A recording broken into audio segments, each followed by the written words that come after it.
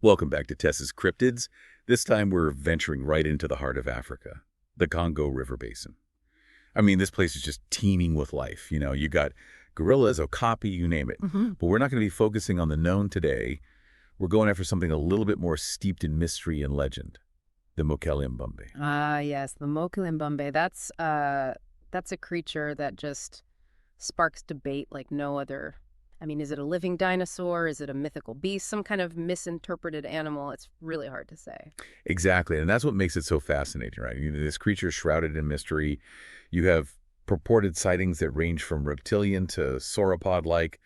Some even describe it as a spirit. So where do we even begin to unpack this? Well, I think it's important to sort of understand the setting first, right? The Congo River Basin, it's vast, it's dense, it's largely unexplored. It's just like the perfect breeding ground for legends and myths. I mean, for centuries, stories of the Mokele-Mbembe have been passed down through generations of the people who live there.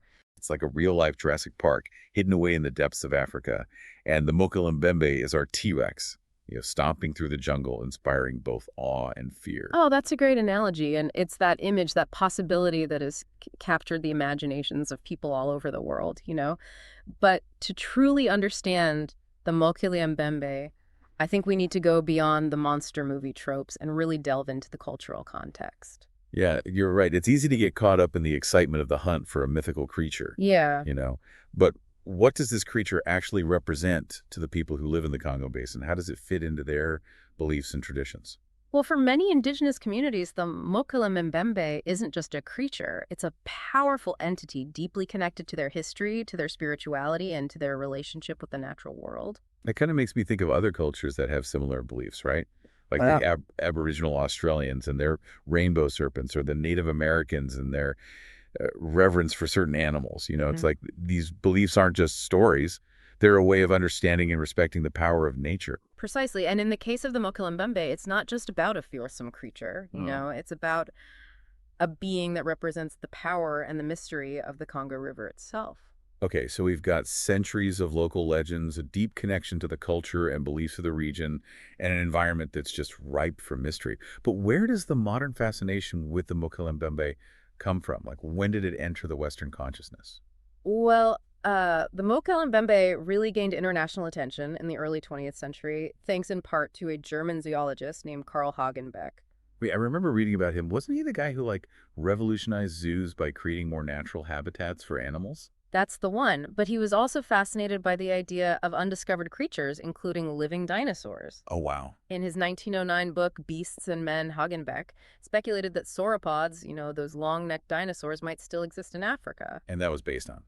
Well, he drew on a combination of recent dinosaur fossil discoveries and the stories he had heard about the Mokele-Mbembe from explorers and missionaries. So he basically took these local legends, combined them with the growing scientific understanding of dinosaurs, Hmm. and presented it to the world as a real possibility. Talk about a media sensation. Exactly. Hagenbeck's book was widely read, and the idea of a living dinosaur just completely captured the public imagination. I mean, the Washington Post even published an article about it, which, further fueled the frenzy.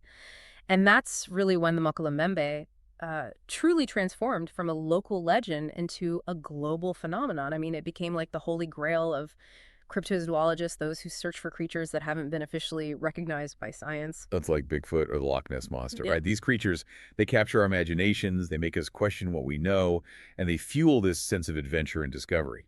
Absolutely. And the Congo Basin, with its vastness and mystery, it becomes like the perfect backdrop for these expeditions and investigations. But here's the thing that always gets me with cryptids, the lack of concrete evidence. Hmm. I mean, we're in the 21st century. We have drones, high-definition cameras, thermal imaging, you name it. If a creature as large as the Mokele-Mbembe existed, wouldn't we have more than just blurry photos and anecdotal stories? Yeah, that's the million-dollar question, isn't it? And it's Yeah. one that both fuels and frustrates the search for the Mokele-Mbembe. Uh, it, the proponents of its existence, they argue that the Congo Basin is so dense, so vast, and so difficult to navigate that even with modern technology, it's possible for a large creature to remain hidden. I can see that it's like trying to find a needle in a haystack, but the haystack is a giant, dense rainforest. Exactly. And then there's the cultural aspect to consider. Some indigenous communities believe that the Mokele-Mbembe is a spiritual being, a guardian of the river. So they may be reluctant to share information or to guide outsiders to its supposed habitat. Right. It's about respecting their beliefs and understanding that their relationship with the Mokele-Mbembe goes beyond a scientific curiosity. Right. It's about acknowledging that different cultures have different ways of knowing and understanding the world around them. Okay, so we have the logistical challenges of searching in a dense rainforest and the cultural sensitivities to consider. But let's get back to the evidence or lack thereof. What about the mainstream scientific explanation? I've heard they have a pretty simple explanation for the Mokele-Mbembe. Yeah, they do. Most scientists believe that the Mokele-Mbembe sightings can be attributed to misidentified animals, most likely the black rhinoceros. The black rhino, really? I mean, they're big, sure, but they don't exactly scream long-necked dinosaur, do they? Well, it might seem far-fetched at first, but think about it. Black rhinos were once very common in the Congo Basin, and they can be quite large and intimidating if you just catch a glimpse of one partially submerged in the water with only its horn and back visible. Hmm. It could easily be mistaken for something more prehistoric. I see what you mean. The power of suggestion combined with fear and a limited view could definitely warp perceptions.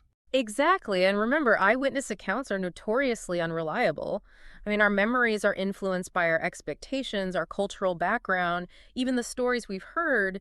It's easy for our brains to fill in the blanks and create something that may not be entirely accurate. So are you saying that the Mokele-Mbembe is just a case of mistaken identity? A rhino with good PR? Well, I wouldn't go that far. While the rhino theory is the most likely explanation from a scientific perspective, it doesn't completely discount the possibility of something else out there. We're still discovering new species all the time.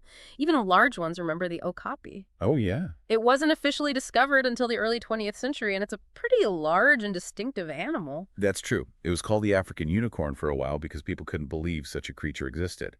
So you're saying there's still a chance, however small, that something like the Mokele-Mbembe could exist in the unexplored depths of the Congo. Absolutely, and I think that's part of what keeps the legend alive. It's that glimmer of possibility, that sense of wonder and mystery that just draws us to the unknown. It's like that saying the absence of evidence is not evidence of absence. Precisely, just because we haven't found definitive proof doesn't mean we should stop searching or exploring. So if it's not a rhino, what else could it be? Are there any other contenders in the animal kingdom that even come close to the descriptions of the Mokele-Mbembe?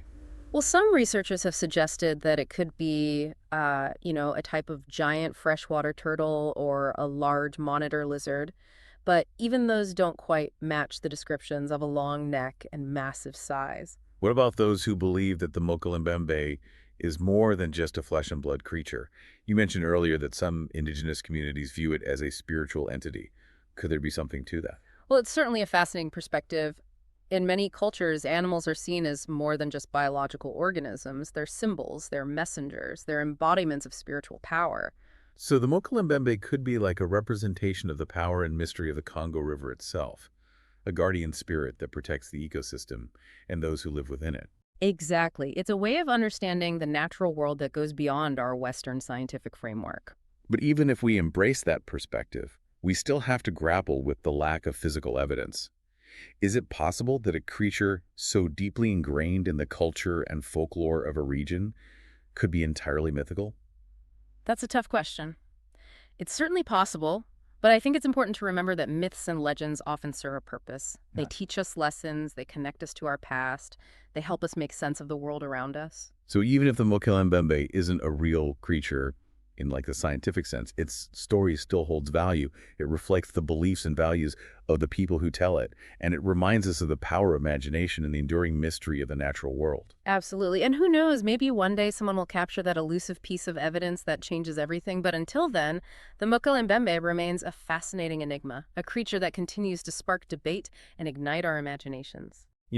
As much as I love the thrill of the hunt for a cryptid, I think you've hit on something really important here. It's not just about finding a monster, it's about understanding the stories we tell, the beliefs we hold, and how those things shape our relationship with the world around us. Well said, and I think that leads us to a really important question. What is the impact of the Mokele-Mbembe legend on the Congo Basin and its people? Is this global fascination a blessing or a curse? We'll explore that in part 3. Okay, so we spent like this whole episode talking about the Mokele-Mbembe, diving into its history, the cultural significance, the ongoing debate about its existence. But now I want to kind of shift gears a bit and talk about the real-world impact of this legend, because whether it's a living dinosaur or a misidentified rhino or a powerful spirit, the Mokele-Mbembe has certainly captured the world's attention. Yeah, that's a crucial point. This isn't just some fun thought experiment or, a campfire story. The Mokele-Mbembe has tangible effects on the Congo Basin and the people who live there. Right, like on one hand, you have the potential for increased tourism and economic benefits. But people are just fascinated by the unknown, and the idea of a lost world teeming with prehistoric creatures is a huge draw. Absolutely. But on the other hand, that influx of outsiders searching for this mythical creature can have some unintended consequences. Exactly. Yeah. We have to think about the potential for exploitation disrupting local communities and their traditions, and even damaging the very ecosystem that the Mokele-Mbembe is supposed to inhabit. Right. Think about increased foot traffic, the creation of new trails and roads, and the potential for illegal hunting and poaching. These are all real concerns. The search for a cryptid, however well-intentioned, it can't come at the expense of the environment or the well-being of the people who call it home. Yeah, it's a tricky balance for sure. We want to explore the unknown. We want to unravel the mysteries of our world, but we have to do it responsibly and ethically. So how do we do that? How do we reconcile the allure of the Mokele-Mbembe with the need to protect the Congo Basin and its people? Well, I think it starts with shifting our perspective. We need to move away from this idea of conquering the unknown and towards a more collaborative and respectful approach, working closely with local communities, understanding their traditions and beliefs, ensuring that any research is conducted with minimal impact on the environment. These are all essential. It's about recognizing that we're not just visitors in someone else's backyard, but that we have a responsibility to protect and preserve these places for future generations. It's about acknowledging that there are different ways of knowing and understanding the world, and that Western science doesn't hold a monopoly on truth. Exactly. And it's about remembering that the Congo Basin is not just a backdrop for a cryptid hunt. It's a vibrant and complex ecosystem, teeming with life, both human and animal. It's interesting how the Mokele-Mbembe, this mythical creature, can lead us to these broader questions about our relationship with nature, with other cultures, and with our own sense of wonder and exploration. That's the power of myth, isn't it? It transcends the boundaries of what we know and what we can prove, and it forces us to confront deeper truths about ourselves and the world around us. So listeners, as we wrap up our look into the world of the Mokele-Mbembe, we're left with more questions than answers. Is it real? Is it a myth? Is it a misinterpretation? Perhaps we'll never know for sure. But one thing is certain. The Mokele-Mbembe has captured our imaginations. It's ignited debate. And it's forced us to confront the complexities of our relationship with the natural world. And that in itself is a valuable journey. Well said. And who knows, maybe one day someone will uncover that definitive piece of evidence that settles the debate once and for all. But until then, the Mokele-Mbembe will remain a symbol of the enduring power of mystery and the boundless potential for discovery that still exists in our world. And perhaps that's the greatest lesson we can take from this. It's not about conquering the unknown, but about embracing the possibility and the humility that comes with acknowledging that there's still so much we don't know. It's about keeping that sense of curiosity alive, while also respecting the delicate balance of the natural world and the diverse cultures that call it home. Exactly. So keep exploring, keep questioning, keep searching for answers, but do it with respect, with responsibility, and with a sense of wonder for all that remains to be discovered. Well, that about wraps it up for this episode of TESS'S Cryptids. Until next time, keep those cryptid lights burning, and remember, the truth is out there somewhere in the shadows, waiting to be uncovered.